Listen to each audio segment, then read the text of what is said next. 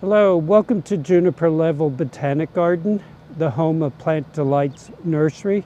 Sometimes good plants show up in the garden and you can't account for them. And that is the case with this lovely monkeyflower in front of me. We don't know how it got in this location. We think it came in with another unidentified plant. And we do have a couple East Coast members of this genus, Mimulus, and I'll correct that in a moment. And they're not very showy, but this is Mimulus guttatus, though now it's reclassified as Erythranthe guttatus. This species of monkeyflower is a West Coast U.S. native. It doesn't usually succeed in the East, but it is perfectly happy here. And more specifically, it is known as the Seep Monkeyflower. And a seep is exactly what we have here, where there's a trickle of water that is keeping this surface continually wet. You see it's not like a gusher or anything, it's just enough water that it drip by drip, it drops off down below.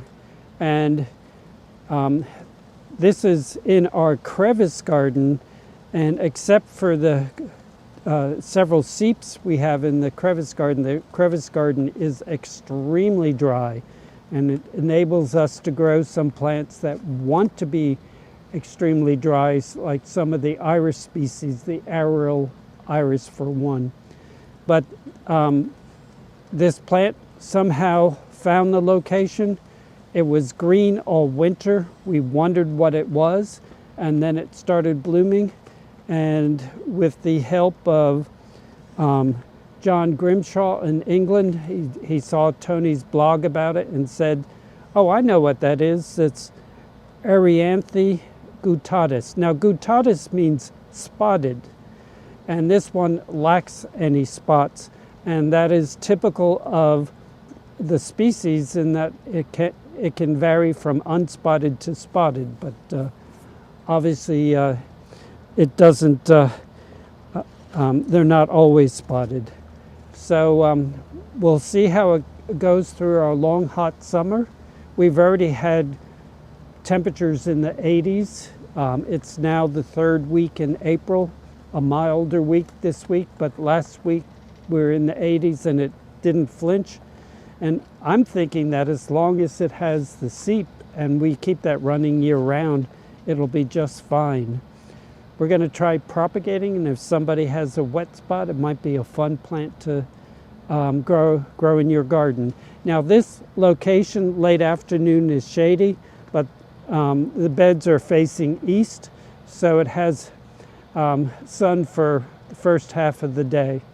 And in the summer, the path of the sun is so long that it's, probably more than 6 hours of sun. But fun plant. We'll report back on it in the future, maybe at the end of the summer, to see how it's still doing, and enjoying it while it's blooming now. It's supposed to keep on blooming. We'll just have to see. Well, thank you for your time today, and I hope to see you again in the garden.